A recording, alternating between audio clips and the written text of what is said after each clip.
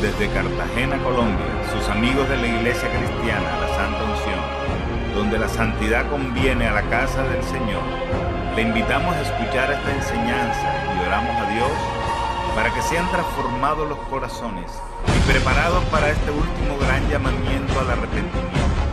Pedimos a Dios para que les hable con este mensaje y se acerquen más a Él por medio de nuestro Señor y Salvador Jesucristo.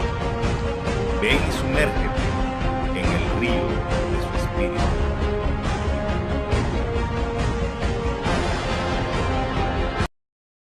Bien, vayamos a la Biblia, al segundo libro de Samuel, capítulo 24.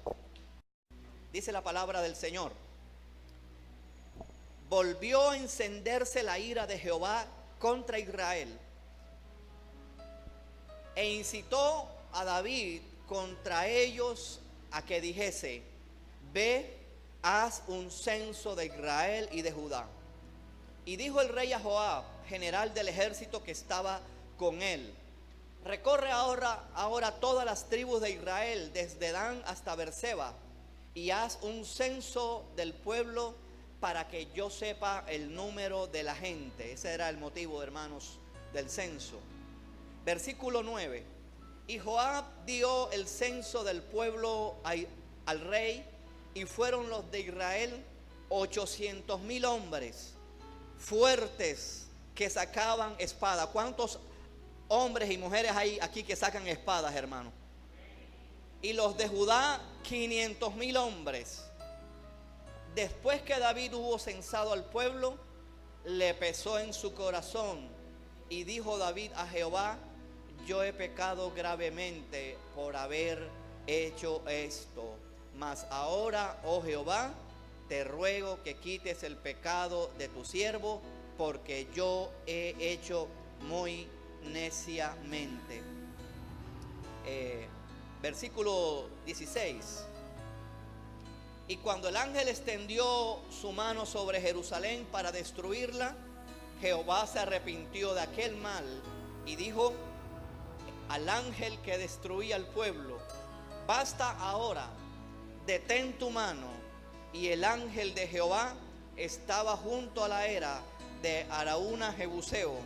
Y David dijo a Jehová, cuando vio al ángel que destruía al pueblo: yo pequé, yo hice la maldad.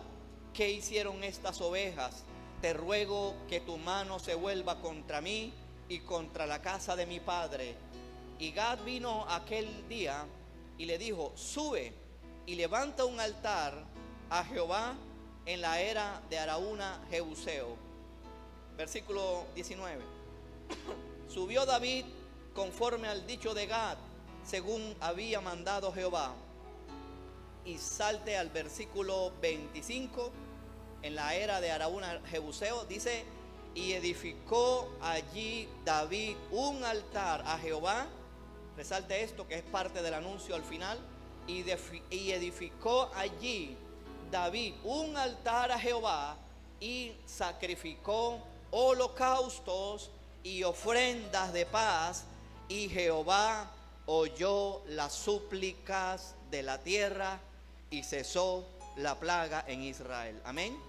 Bien, el mensaje le he puesto por título: y cesó la plaga. ¿Cuántos reciben esta palabra, hermanos? Vamos a darle un fuerte aplauso al Señor. Déselo fuerte, hermano, déselo fuerte. Bien, una de las constantes que vemos de Dios en la Biblia es el deseo que Dios tiene de que su pueblo se vuelva en arrepentimiento, confiese su pecado y sea sanado. ¿Cuántos me están siguiendo, hermanos? De hecho, la palabra sanidad y la palabra salvación, Jesús la utiliza de manera intercalada, pero ambas palabras vienen de la misma palabra: sanidad y salvación. De hecho, que la salvación es una sanidad grande del alma y del espíritu. Esa es una de las más grandes obras de Dios: salvar, hermanos. Salvar lo que se había perdido, sacar de las tinieblas y a la luz admirable. El pasaje que usted acaba de escuchar nos habla de algo que seguramente la mayoría lo ha escuchado o lo ha leído, y nos habla de el censo de David. Censar significa contar. En sí mismo, censar, en sí mismo contar no es malo. De hecho, que vemos cómo Dios manda a Moisés censar a Israel. Y de hecho, Nehemías también censa a Israel en la reconstrucción de los muros. Pero aquí hay una connotación de maldad. No dice la Biblia por qué esta connotación de censar a David, a Israel, tenía una connotación de pecado. Lo cierto es que al David censar, pecó. Amén. Como quiera que sea, y ahora vamos a dar dos explicaciones que, bueno, no están en la Biblia, pero se pueden deducir de por qué fue pecado censar. Como quiera que sea, Dios utilizó este desacierto para traer juicio al pueblo de Dios y para traer arrepentimiento al pueblo de Dios. Este mensaje es para esta iglesia en esta mañana. Espero que lo reciba. ¿Cuántos le dan un aplauso al Señor, hermano?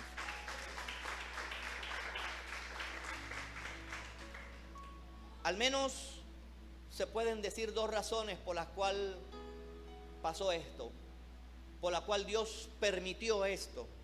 Note que el versículo 1 dice que Dios incitó a David.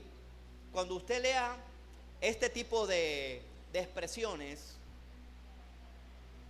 tales como esta que usted acaba de leer, realmente no es que Dios incita a nadie a pecar. La Biblia es una, y la Biblia, como se explica a sí misma, pues Santiago habla de que Dios no puede mover a nadie, a tentar a nadie a que peque, mover a nadie a que haga lo malo, porque de él viene todo lo bueno. Esta expresión de que Dios incitó a David, se entiende que Dios lo permitió en su voluntad permisiva. Acuérdate que Dios en la Biblia muestra la voluntad perfecta de Dios. La voluntad perfecta. Le pongo el ejemplo del tema del divorcio. A Dios no le agrada el divorcio, pero su voluntad permisiva lo permite en ciertos casos. Amén. Para que más o menos nos hagamos la idea de lo que es la voluntad permisiva, hermanos. No confundamos la voluntad permisiva de Dios con la voluntad perfecta de Dios. Amén. Porque la voluntad perfecta de Dios es buena, agradable y perfecta. Bien, digo esto porque se dicen al menos dos cosas por las cuales Dios permitió esto. Dios corrigió a Israel a través del censo que hizo David. Número uno, se dice que la nación de Israel estaba empezando a caer en pecado, en idolatría específicamente. Esa es una de las razones por las cuales Dios intervino en Israel. Número uno, la nación de Israel estaba cayendo en idolatría. Esto es un tema de nunca acabar. Seguramente que si alguien le refiere a ustedes como que estás cayendo en idolatría, de una vez lo rechazamos y prendemos las alarmas.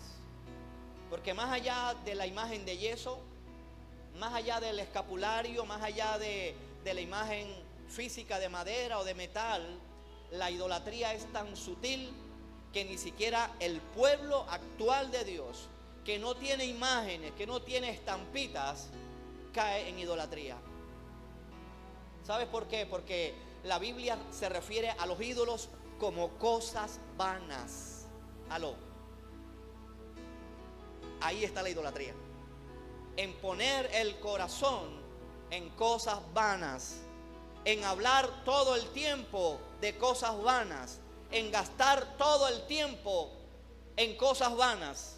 Cuando un cristiano, hermanos, está hablando más del futbolista que de Dios, ahí hay algo vano que tiene que corregirse, porque eso es idolatría. Aló, hermanos. Y quizás pudiéramos decir otros ejemplos, pero usted se tiene que revisar, hermano, cuánto tiempo está invirtiendo en la vanidad de las redes sociales más que en las cosas de Dios. Saque cuenta de cuánto invierte mirando su Facebook en el día, en la semana, y cuánto le invierte a Dios. Ahí hay idolatría.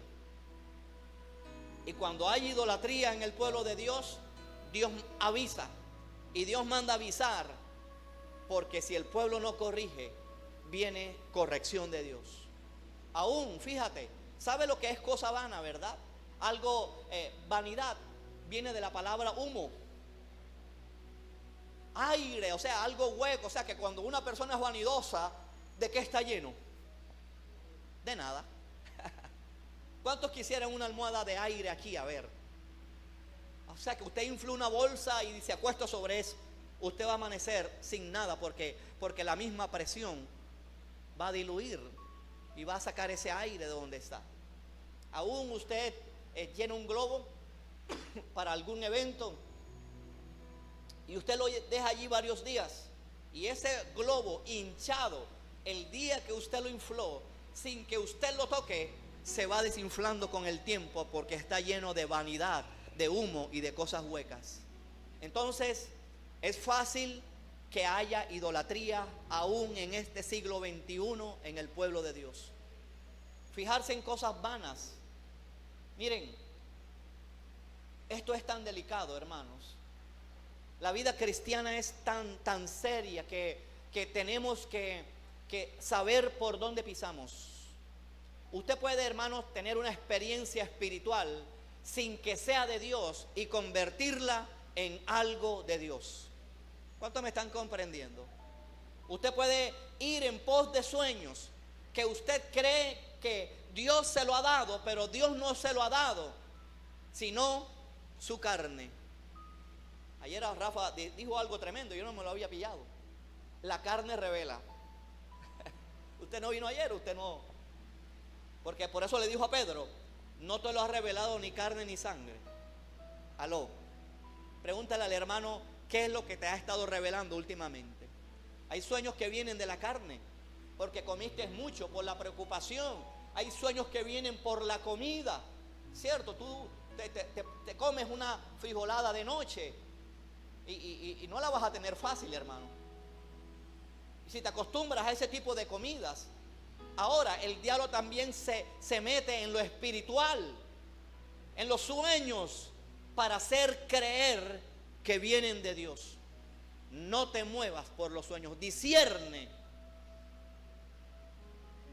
Entonces, una persona moviéndose en pos de sueños y visiones y doblegando a la iglesia y doblegando al pastor para que siga sus sueños y visiones, eso es vanidad y eso es idolatría. Miren cuán delicado es esto, porque nadie aquí tendría una imagen de cualquier ídolo en su casa, o pidiéndole a San algo o a un ángel. Nadie aquí lo haría, digamos así, en términos generales. Pero ¿qué tal de esa idolatría, de esa vanidad que no se ve? Entonces Dios interviene. ¿Cuántos me están siguiendo, hermanos? Entonces, la primera razón por la cual Dios intervino es porque el pueblo de Israel había caído en idolatría. Número 2, ¿por qué Dios tuvo que intervenir de esta manera? El rey David estaba pensando ir más allá usted se ve un mapa, hay algunas Biblias que tienen cómo era el reinado de David y cómo era el reinado de Salomón. Algunas Biblias en la parte de atrás lo tienen. El hecho es que el reinado de Salomón tuvo una expansión más grande que el reinado de David. Estoy hablando en términos geográficos. El reinado de Salomón abarca una extensión mayor, inclusive que la que tiene Israel hoy en día. El asunto era que el rey David quería extenderse bajo sus propios medios. ¿Cuántos me están siguiendo en el mensaje?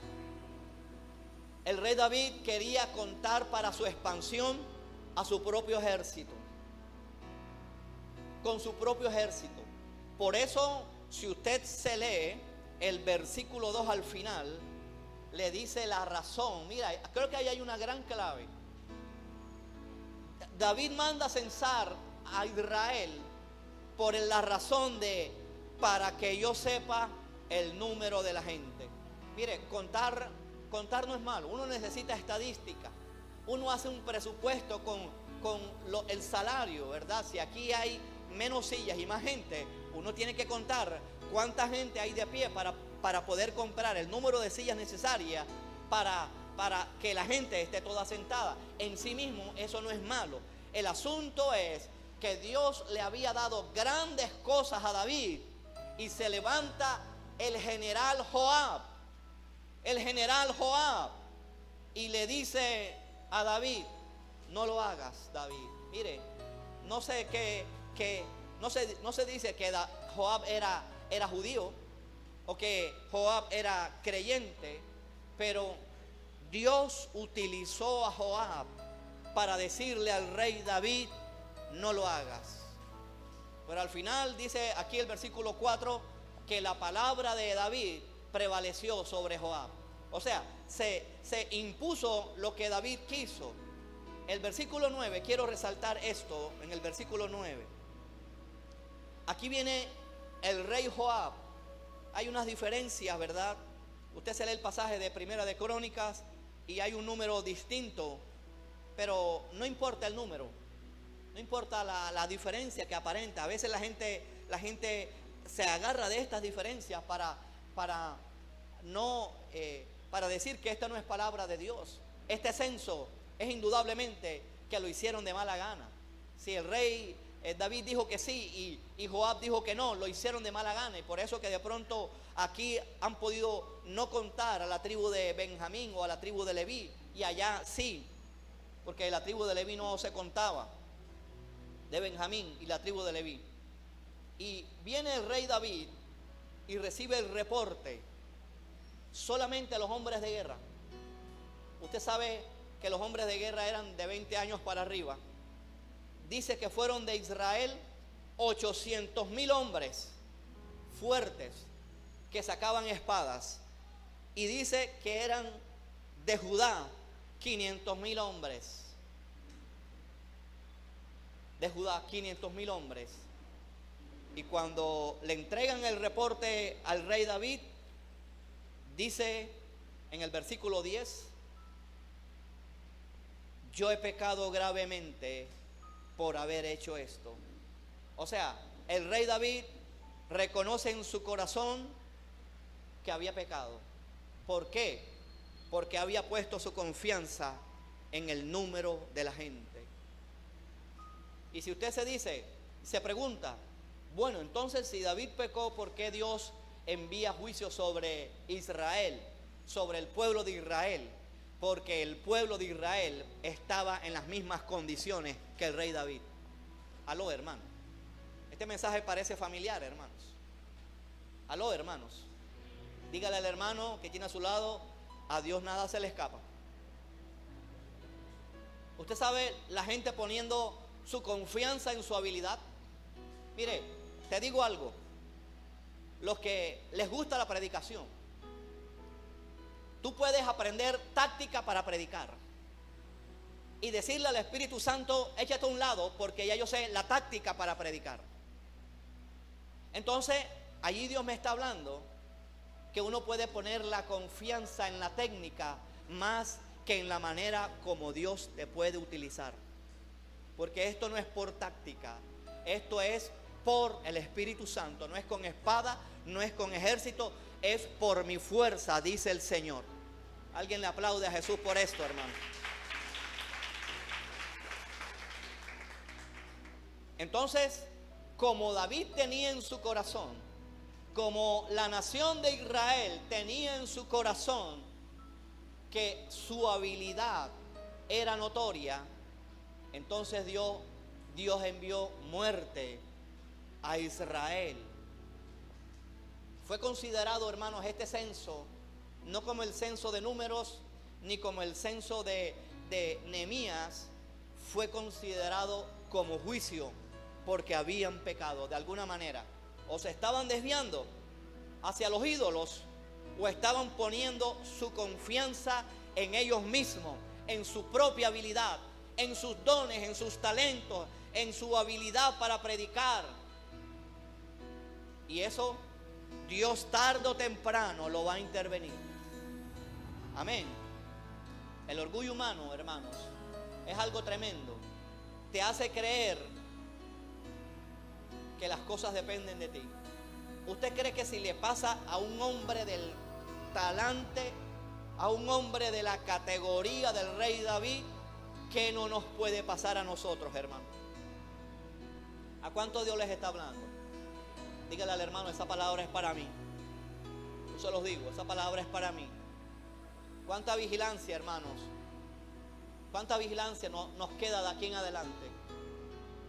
Porque es notorio, ha habido mortandad, hermanos. Razones, respuestas, preguntas, hay muchas. Pero la palabra de Dios es categórica. Es categórica. Aquí viene, Dios le envía a David un profeta. Versículo 11. Se llama el profeta Gad. Gad.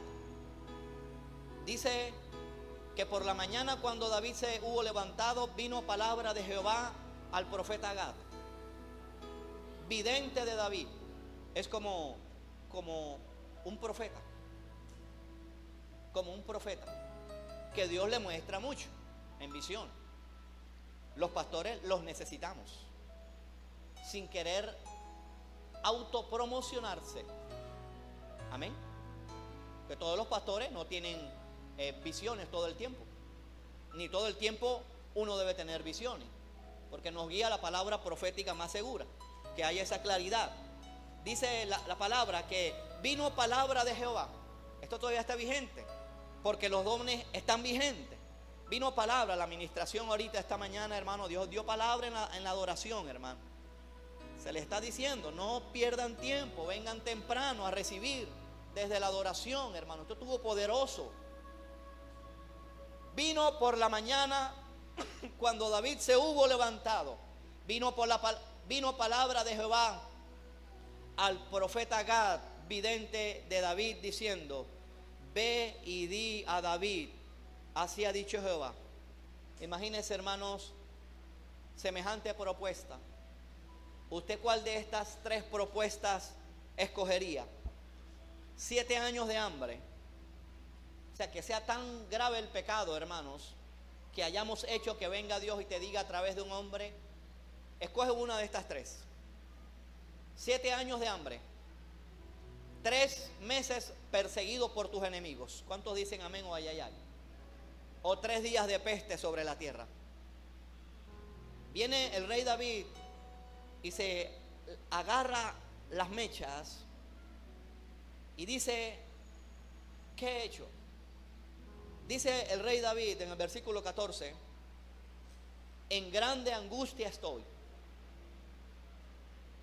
O sea, en grande angustia estoy, porque caigamos ahora en manos de Jehová. ¿Cuántos creen que es mejor caer en manos de Jehová, hermano? Dígale al hermano que tiene a su lado: es mejor caer en manos de Jehová. Esta iglesia está en manos de Jehová. ¿Cuántos lo creen, hermano? Vamos a darle un aplauso al Señor. Y venga lo que venga, es mejor caer en manos de Jehová. Porque, número 1, 7 años de hambre, eso es caer en manos del hombre. Habrá que pedirle comida a las naciones vecinas, a los impíos. 3 meses huyendo de delante de los enemigos, hermano. Eso es caer en manos del hombre. Pero 3 días de peste en la tierra, de plaga en la tierra. El rey David, hermano, miren, al rey David se le llama el dulce cantor de Israel. O sea, era un hombre metido con Dios en la adoración. Un hombre que sabía la respuesta de Dios, porque él tenía un corazón adorador. Aquí dice la palabra que él reconoció que era mejor caer en las manos de Dios que en las manos del hombre. Y la razón era porque sus misericordias son muchas. ¿Cuántos creen que la misericordia de Dios es mucha, hermano? Vamos a darle un aplauso al Padre, al Hijo y al Espíritu Santo. Dice, mas no caiga yo en manos de los hombres. Versículo 15 dice, y envió Jehová peste sobre Israel desde la mañana hasta la hora señalada, hasta el tiempo señalado. Y murieron del pueblo desde Dan hasta Beerseba 70,000 hombres. Y cuando el ángel descendió su mano sobre Jerusalén para destruirla, Jehová se arrepintió de aquel mal y dijo al ángel que destruía el pueblo, basta ahora, detén tu mano. ¿Cuántos lo reciben, hermano? Y el ángel de Jehová estaba junto a la era de Araúna Jebuseo. Miren, hermanos, aquí hay principios que se pueden aplicar, digamos, en sentido general a cualquier tiempo de decaimiento espiritual. Quiero que no se pierda lo que voy a decir.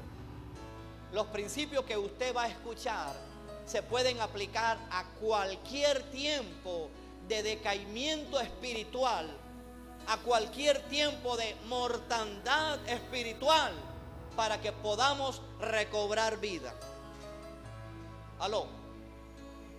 Tan fácil es pactar con dinero, hermanos.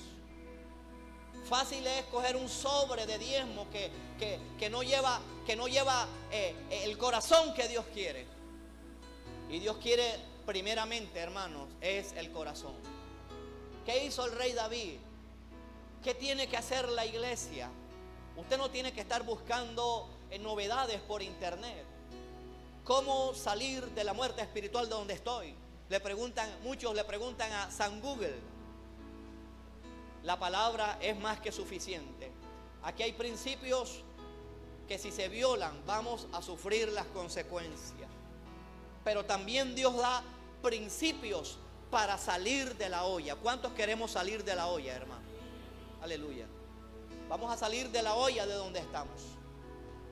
De la olla espiritual de donde estamos. Porque no es lógico que te pasen los años encima y tú has perdido el primer amor.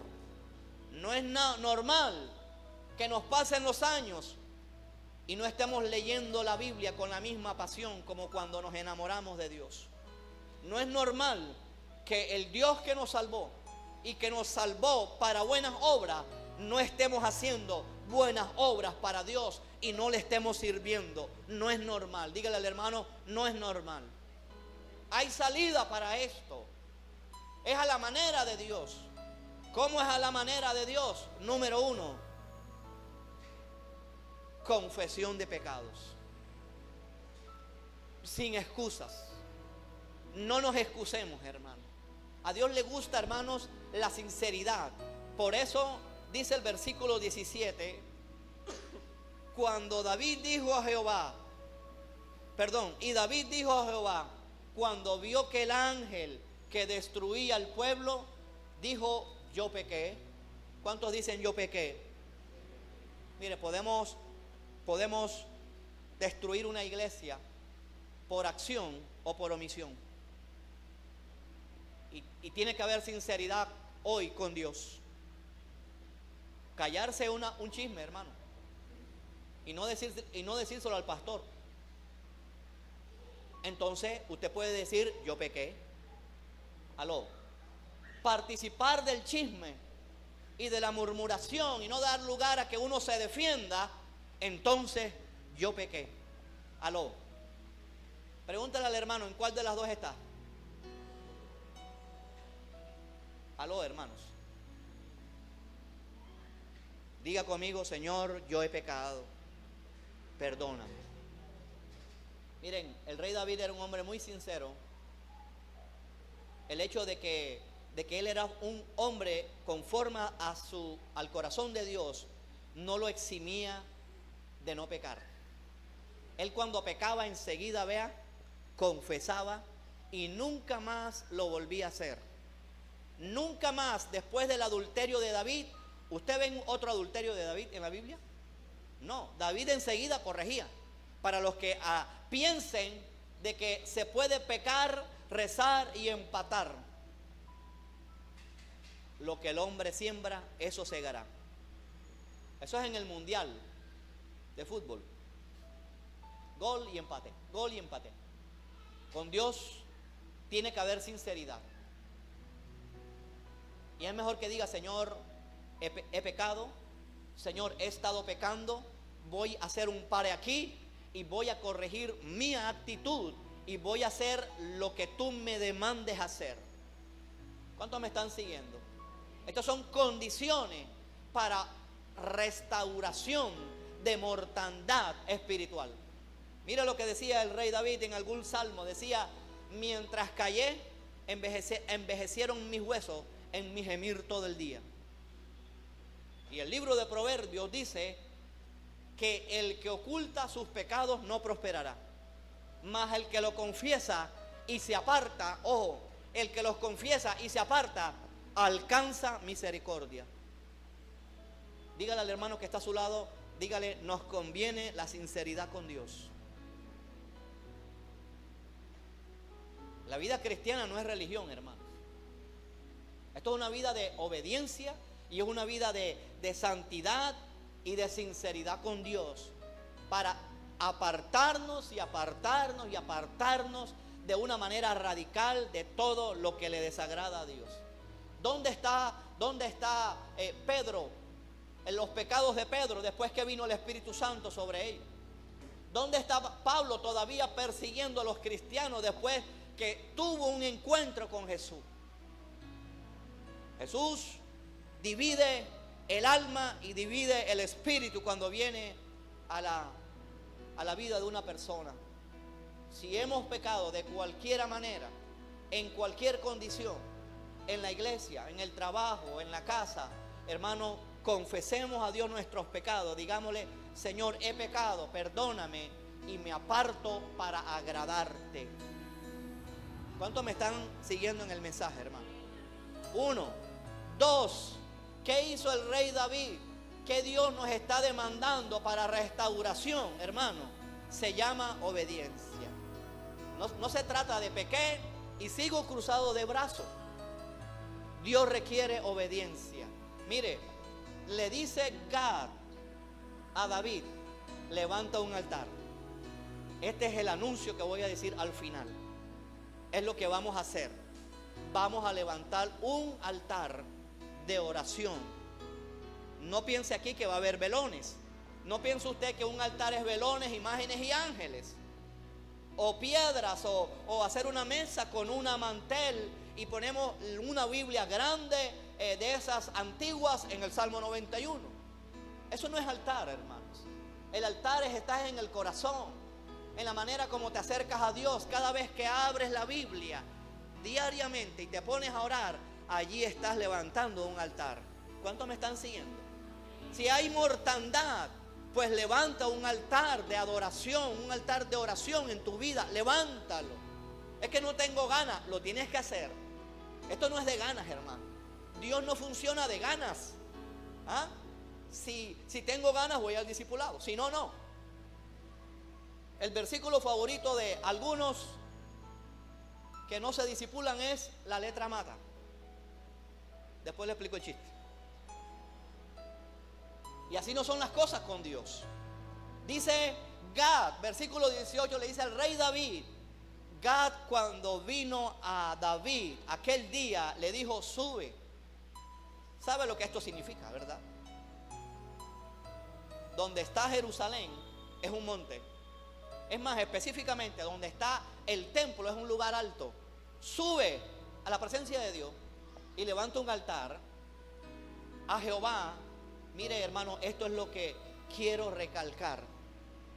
Esto se trata, hermano, de la guía del Espíritu Santo en tu vida.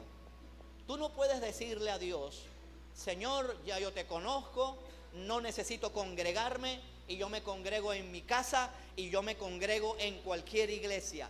No. Es donde estás sembrado. Entonces diezmemos en cualquier otro ministerio, menos en la iglesia. Háganlo, hermanos. Y haremos el culto allá en la carretera a las 12 del día. No, el diezmo, las ofrendas, es donde tú estás sembrado. No violes los principios de Dios. No sé por qué estoy diciendo esto, que ni siquiera está en el bosquejo. Y ahí está en Deuteronomio 12. Deuteronomio 12, el lugar donde esté sembrado, allí llevarás tus diezmos. Entonces, es a la manera de Dios. ¿Conoce usted a alguien que él solo se haya bautizado él mismo en su casa? ¿Conoce usted a alguien que él mismo haga para sí la Santa Cena en su casa y allá mismo la coma y vea, se congregue por televisión? No, hermano. Vea, Gad le dijo a David de manera específica, hermano, ayúdeme por favor, que se me sienten todos, hermano, a veces me desconcentran tanta caminada. Gad le dijo a David, vas a levantar un altar. Y le dijo, no en cualquier lugar. Dígale al hermano, no en cualquier lugar. Dígale, es a la manera de Dios. Levanta un altar. Aunque tú ores en la casa, es a la manera de Dios. Levanta un altar en la era, o sea, en el terreno, en la finca que le pertenece a Araúna Jebuseo.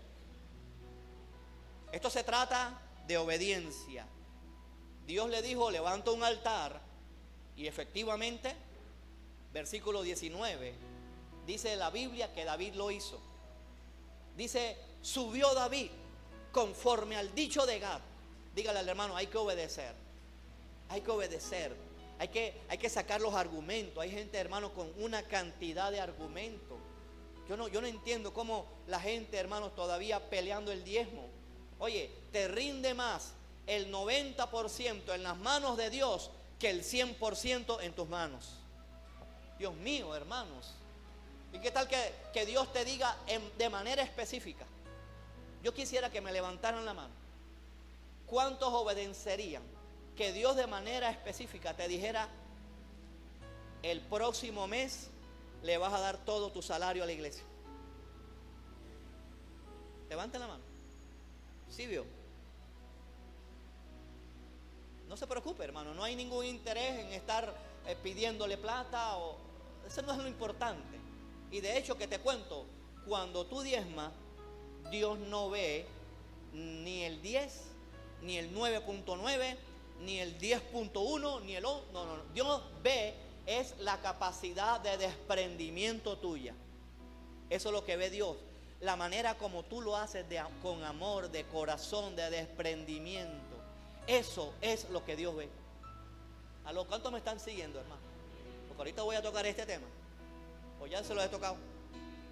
Por pronto me adelanté. Entonces, número 2, obediencia. A Dios, esa es la mejor ofrenda que a Dios le agrada, la obediencia. La obediencia vale más que los sacrificios. Una vez Dios le dijo a Saúl, extermíname a los amalecitas. Sí, Señor, como usted mande. Y viene Saúl y no lo hace, sino que dejó ahí a lo más bello y a lo más gordo del ganado. Cuando Dios le había dicho, extermínalo todo.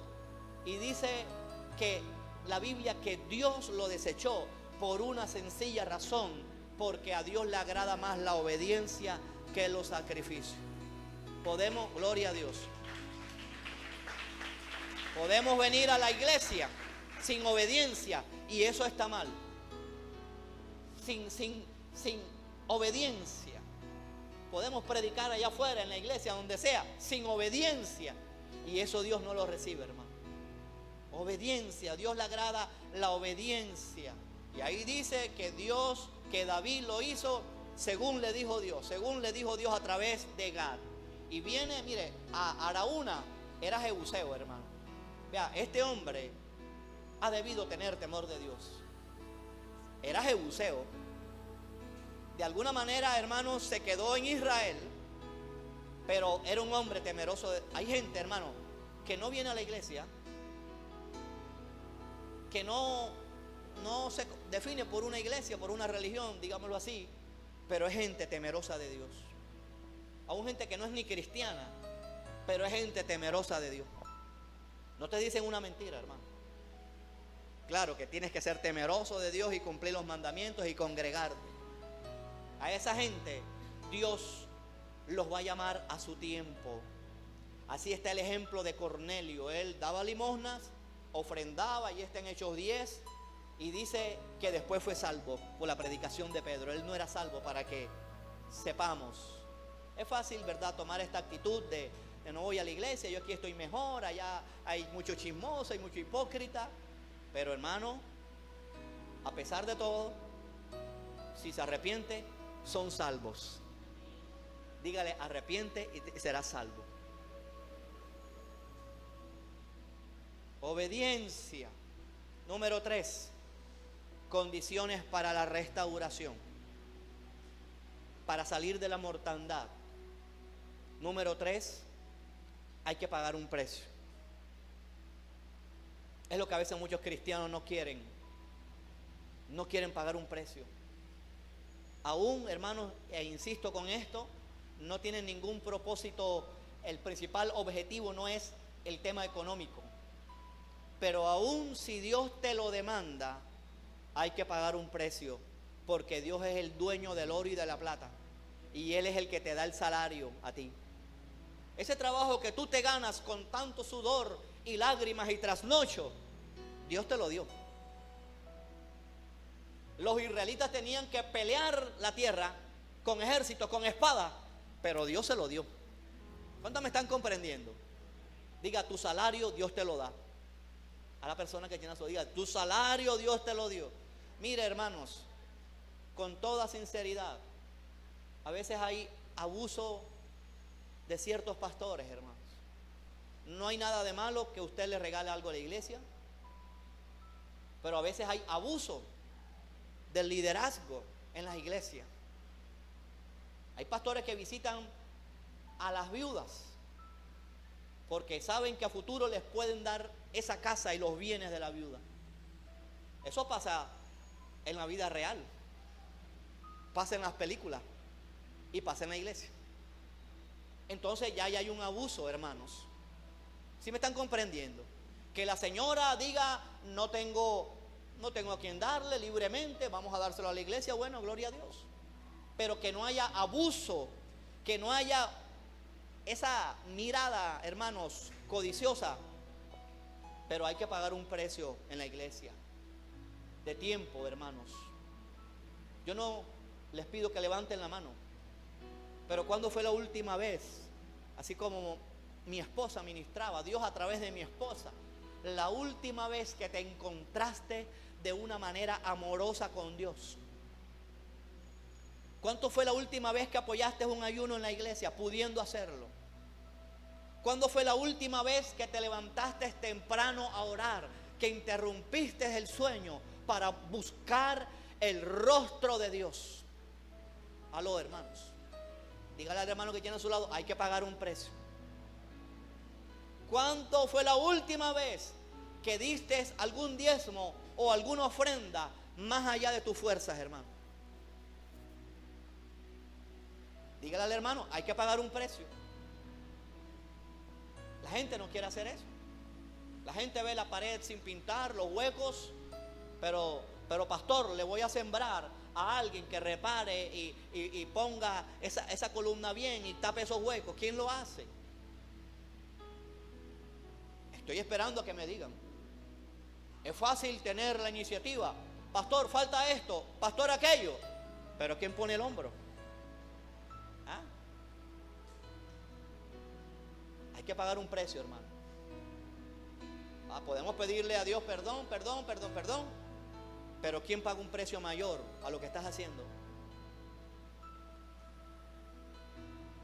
Esto es parte del anuncio que diré al final. Mira lo que dice el versículo 20. David obedece y David se encamina a donde vivía Araúna. Y cuando Araúna mira de lejos a David, dice, versículo 20, y Araúna miró y vio al rey y a sus siervos que venían hacia él saliendo. Entonces Araúna se inclinó delante del rey rostro a tierra. Y Araúna dijo, ¿por qué viene mi señor el rey a su siervo? Y David respondió, para comprar, dígale al hermano, hay que pagar un precio. Un precio, de cualquier manera, como lo quieras ver. Un precio económico. Necesitamos su ayuda económica. Pero también, más que todo, se lo digo con toda sinceridad, yo prefiero al que me apoya moralmente, espiritualmente, ayudando en la obra, que el que da y no hace nada. Entonces me voy. No, es que redirecciones las cosas. Es que Dios necesita el dinero para la obra, pero también necesita a gente que sirva, que ponga el hombro, que le duela al perdido, al que se va, que ponga el hombro, que le duela esta calle, hermanos. Hay que pagar un precio, que lo duelan los niños, estos niños. Vea, hermanos, en poco tiempo, algunos ya están rondando la adolescencia, ya empiezan a desarrollarse, van a empezar a caer en fornicación, y la iglesia donde está, escondida y de brazos cruzados, porque no quieren pagar un precio. Todas esas iglesias grandes, aun cuando no compartamos su doctrina y lo que enseñan, si es que enseñan algo, ellos han pagado un precio, y Dios honra sus principios, para que no nos cuestionemos. ¿Y por qué si allá hacen milagros? Porque es que pagan un precio y respaldan al pastor. Señor, utilízalo, que en la administración se derrame tu gloria y tu gracia a través de él. Que yo no envíe la palabra, que yo no reciba ninguna crítica de mi pastor ni de la palabra, de lo que él predica, porque pagan un precio. Apláudale al Señor, hermano. Dios mío. Mire, hermano, con todo respeto se los digo. Aquí yo no he estado detrás del dinero de nadie. Pero ¿qué es el diezmo, hermanos? Aquí hay compromisos, hermanos. La última vez que diezmaste, ¿cuándo lo hiciste? Y creo, peor aún, ¿cómo lo hiciste? Creo que es lo que Dios más recibe. ¿Cómo lo hiciste? Y siempre tenemos excusa para con Dios. ¿Por qué no le dices a Dios? ¿Cuántos aman a Dios aquí? ¿Por qué no le dices a Dios, Señor, si soy tramposo con mis diezmos, aplícame la sentencia de Ananías y Zafira? ¿Cuántos oran así, hermanos? ¿Por qué no oramos así? A fin de cuentas fue un juicio en el tiempo de la gracia. Yo no sé cuántos años habrán pasado, quizás, yo no sé, 20, 30 años. No crean que eso fue al día siguiente.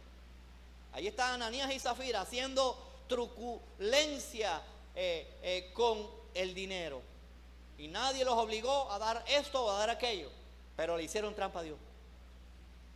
Dígale al hermano, no le hagas trampa a Dios, hermano. No le hagas trampa a Dios, hermanos. Porque creemos en el Dios de amor. Pero el Dios, cuando me envía juicio y aprieta las tuercas, hermano, mire, viene la esposa de Ananías, Zafira, y le dice, ¿vendiste el terreno por tanto? Sí, por tanto. Pregúntale a mi esposo. Tu esposo murió, acaba de morir. ¿Cómo? Y esos jóvenes que vienen allá los acaban de enterrar, y ellos te van a enterrar a ti. Y murió Zafira por mentirosa. Eso dice la Biblia, que eso trajo temor.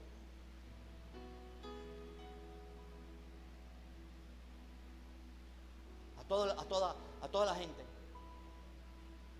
Y después hubo crecimiento de la iglesia cuando viene temor de Dios. La gente no quiere pagar un precio, hermano. No piense que pudiera hacer la muerte física. Es la muerte espiritual, hermano. Usted no puede, hermano, acostumbrarse al estancamiento espiritual. No me eche la culpa a mí ni le eche la culpa a la iglesia. Usted revise el altar que usted tiene en su casa, en su vida devocional. Usted pudiera orar más de lo que actualmente oras. Tú puedes buscar más de Dios de lo que actualmente le buscas. Tú puedes servir más en la obra donde estás sembrado de lo que actualmente haces y sirves. La gente no quiere pagar un precio. La gente se aprende la habilidad para predicar. Fíjese que no estaba ni eso ni en el bosquejo. ¿Sabe cómo ponerse a la distancia del micrófono? Y ya, saben la técnica. Pero no quieren pagar un precio, hermano, de servir por lo debajo. Dígale al hermano que está a su lado, dile, hay que pagar un precio. En búsqueda, en oración. Todos los hombres de la Biblia, los grandes hombres de la Biblia, pasaron desiertos. Todos, absolutamente todos, hasta Jesucristo nuestro Señor. Todos pasaron por un desierto. Viene versículo 21 y David no se valió de su condición de rey. No empezó a presionar porque él era el principal. Dice David, para comprar de ti el terreno a fin de edificar. Fíjese que donde lo hizo en un lugar específico, a fin de edificar un altar a Jehová. Es lo que vamos a hacer en el anuncio que ahorita le digo, para que cese la mortandad en el pueblo. Yo no sé, hermano, mira, este solo versículo, hermano, dice todo el mensaje. Hay que edificar un altar para que cese la mortandad en el pueblo. ¿Cuántos le reciben y le aplauden al Señor? Al final se lo digo. Hay que edificar un altar para que cese la mortandad del pueblo. Dice Araúna y Araúna dijo a David, en otras palabras, rey, te lo regalo. ¿Cuántos recibirían esa ganga, hermano? Vea, hermanos, le quiero decir algo. Aunque a usted le regalen algo, pregúntele a Dios si lo debe recibir, porque no todo es bendición de Dios. ¿Aló? De pronto Dios quiere es que tú pagues el precio, porque así te cuesta más. Vea, hermanos, les digo esto. Por mucho tiempo regalamos manuales de discipulado. Varios aquí lo saben. Por mucho tiempo regalamos manuales de discipulados. Vea, y fue la gente primera que se fue de la iglesia. Pero con el tiempo me di cuenta que ellos comprándole les costaba y pagaban un precio, y era la gente que se quedaba. Así que, hermano, por mucho que alguien esté necesitado, hermanito, te lo voy a regalar. No, no lo haga, hermano. No es por tacañería, es para que esa persona aprenda a pagar el precio. Mire, esa misma persona que usted le quiere regalar ese manual, va al médico y ahí sí, como pueda, se consigue la cuota del pago para esta cuota que cobran. ¿Por qué si lo hacen allá y se consiguen para el transporte, y por qué no lo hacen aquí? Que esto es más valioso que el ibuprofeno que te dan allá en la clínica, porque hay que pagar un precio. Hermano, que esto es lo que más sea una de las cosas que más quede. Hay que pagar un precio. Para levantar hay que pagar un precio. Vas a construir una casa, tienes literalmente que pagar un precio.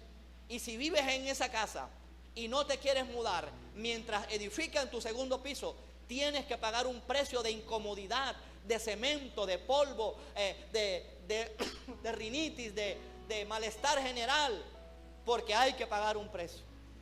Lo que la gente no quiere, hermano. Los cristianos de hoy en día son de la ley del menor esfuerzo. Hay que pagar un precio. Preferimos que otros oren por uno. Y no está mal. En sentido general no está mal que otros oren por uno. Pero a veces hay gente, hermano, que es muy floja, que no quieren pagar el precio en ellos o en oración, pero sí quiere que otros ayunen por él. Dígale al hermano que está a su lado, deja la trampa. Deja la trampa. Así no son las cosas con Dios. Dios no tiene padrinos, hermano. ¿A cuántas veces a las esposas le dicen, ve tú por mí a la iglesia? ¿Quién dijo? ¿Por qué cuando vamos a almorzar no dice lo mismo? Almuerza tú por mí. Esto es de obediencia, porque hay que pagar un precio. En la alabanza hay que pagar un precio. Equivocaciones, curso, tiempo. Entonces, si tú no puedes pagar un precio, hermano, revísate, porque donde quiera que tú le sirvas al Señor, tienes que pagar un precio. Todavía no hemos llegado, nos hace falta mucho como iglesia, mucho. Los servidores tienen que pagar un precio. Así sea que vayas a entregar un sobre, hay que pagar un precio de oración en este lugar. Eso nos está haciendo. Creemos que es la mecánica y ya. Vea, cuando usted entrega un sobre de ofrenda con ese amor, vea, esa persona va a dar distinto. Lo mismo si llega un recién llegado, que a usted le duele las almas, esa persona se va a salvar y se va a quedar en la iglesia. Porque la iglesia tiene que entender que hay que pagar un precio. Tú puedes diezmar sin que te duela. Ahí no estás pagando un precio. ¿Sabes cómo diezma la gente? Lo da rápido para desentenderse del diezmo y ya, ahí no se está pagando un precio. Dalo con amor, tenlo allí en tu Biblia. Señor, gracias, lo voy a dar con amor. Toda tacañería, toda codicia que yo le tenga el dinero, Señor, ahora se muere en este sobre de diezmo. ¿Cuántos me están comprendiendo el mensaje, hermano? Hay que pagar un precio de oración, de búsqueda, de quemar pestañas en la Biblia, de servir en la obra. Hay que pagar un precio. Hay que pagar un precio. Dice el versículo 22. Mira lo que le dice Araúna a David: tome y ofrezca a mi señor el rey lo que bien le pareciera. El rey hubiera dicho: listo, he aquí bueyes para el holocausto, y trillos y los yugos de los bueyes para ella. Versículo 23. Todo esto, oh rey, Araúna lo da al rey. Se lo iba a regalar. Luego dijo Araúna al rey: Jehová tu Dios te bendiga, Jehová tu Dios sea propicio. Y el rey dijo a Araúna: no, no, diga conmigo, no. Diga, voy a pagar un precio. No, sino por precio te lo compraré. Porque, ¿cómo vienen los domingos, hermanos, a la iglesia? ¿Cómo vienes? ¿Cómo vienes? ¿Cuál es tu actitud aún durante el servicio en la iglesia? Dice el versículo 24: no ofreceré a mi Dios holocausto que no me cuesten nada. Y esto, corrijamos esto, hermano. Hay gente que no le está costando estar aquí, que no le está costando estar aquí a las 8 de la mañana. No le cuesta, perdone, pero esa actitud de llegar después 8:30, 8:40 no le agrada a Dios. Tengo hijos y ¿quién me ayuda? De eso se trata, de que lo que le presentes a Dios te cueste. Aló, hermanos. Perdone, hermano, yo también tuve hijos. Mi hija tenía por ahí como un año cuando y en brazos estábamos allí puntuales en la iglesia. No estaba desordenando por allá, perdón, y quiero ser en esto sincero. Los niños, hermano, hay que quietarlos, porque a veces distraen al otro. Los niños son así. No tenemos tanta infraestructura aún de profesores, de discipulados, de niños, pero por eso necesitamos es ayuda más que señalamientos. Y no digo porque me caigan mal los niños, antes me persiguen. Pero usted nunca ve un niño corriendo en una misa, pero los lleva a cine y se quedan quietecitos. ¿Y por qué en la iglesia evangélica hacemos esa cantidad de cosas, hermano? Aquietemos a los niños. María José a veces le daba para que no quede grabado, porque después me denuncian, cuando estábamos en la iglesia. Y desde pequeñita al culto de niños, y ella creció así. Y aquí está en la iglesia, está creciendo, desarrollándose en la adolescencia. Las canas que tengo son culpa de ella. Y ahí estamos, hermanos, avanzando, creciendo, desarrollándonos. A Dios le gusta es eso, que se le pague un precio. Mire, dice el rey David, esto no es de manera despectiva, no se lo estoy diciendo, no me malinterprete. Dice: no, si no por precio te lo compraré. Porque, mire, hermano, todo lo que usted haga en la obra de Dios, pregúntese si esto lo está haciendo. No le voy a ofrecer a Dios algo que no me cueste. Por eso no diezmo. No, señor. Cambie su corazón inmediatamente. No ofreceré a Dios a Jehová mi Dios, holocausto que no me cueste nada. Entonces David compró la era y los bueyes por 50 siclos de plata. Condiciones para la restauración. Número 4, se llama entrega. Dios mío, fíjate que no solamente es pequé, voy a obedecerte, sino una entrega total, hermanos. Entrega, porque aquí me dice que el rey ofreció holocausto. ¿Sabe lo que es holocausto? Era el animal que se quemaba todito. Se quemaba todo el animal, se ofrecía, todo se quemaba. Esto me habla de entrega, que no te quede nada por fuera de Dios, hermano. Si dices que amas a Dios, hermano, demuéstralo. Dios, detrás de todas las cosas que nos pasan, hay algo que quiere enseñarnos para que lo entregues. Me estaba yendo la paloma, pues ya vino. Perdón, esto es un ejemplo, Jerminson, Cindy. ¿Qué tal que venga otro hijo?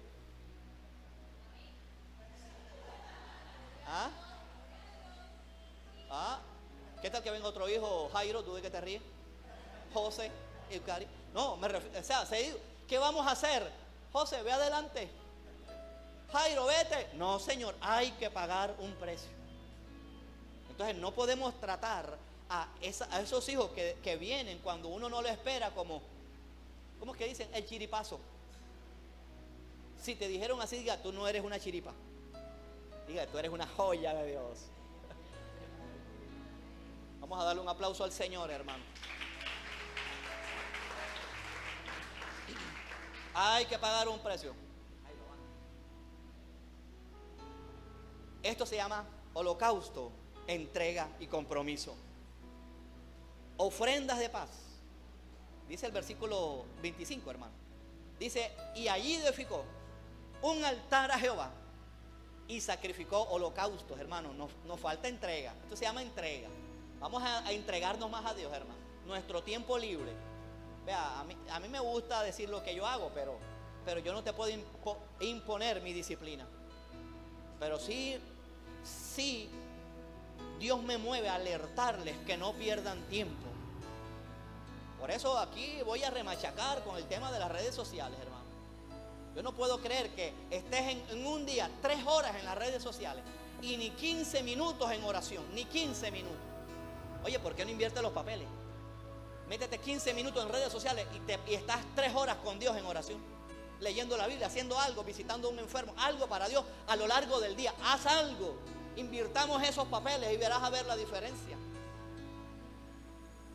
Algo.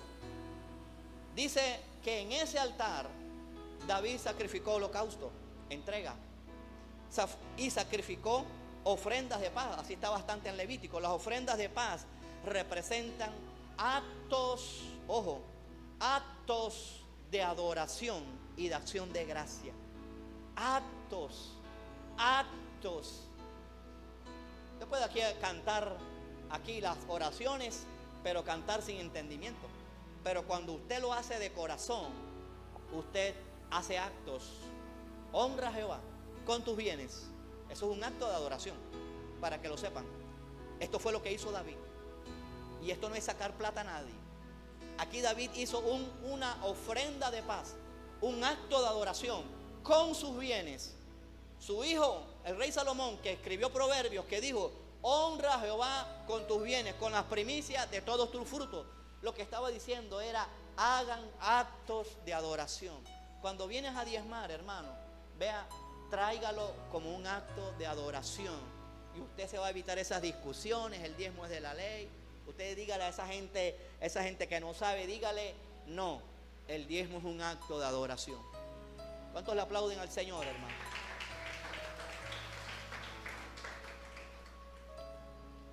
Condiciones para la restauración: entrega, actos de adoración. Y mire, esto está al final. Gracias a Dios no está de primero. Y Jehová oyó las súplicas. Hay que hacer súplicas. Hay que orar en vez de estar chismoseando. Y fulano se fue, supiste. Yo no veo a fulana. súplicas. Súplicas, lo que necesitamos de usted, súplicas, no piedras, no críticas, súplicas. Y dice la Biblia bien claro, y Jehová oyó las súplicas de la tierra, de la santa unción. Y vea, diga conmigo, y cesó la plaga. Y cesó la plaga. Vamos a aplaudirle al Señor. Y cesó la plaga en Israel. Sencillo, ¿verdad? Hoy no hay que traer un animal para quemarlo, porque tenemos al más grande holocausto, y es el sacrificio de Cristo en la cruz del Calvario, y la más grande ofrenda, acto de adoración, que es Cristo muriendo en la cruz del Calvario. Con base en estas ofrendas es que vamos a elevar un altar y vamos a hacer súplicas, y solamente así cesará, y yo creo que ya cesó la plaga en la casa de Dios. Vamos a aplaudirle al Señor, hermano. Vamos a orar y póngase de pie.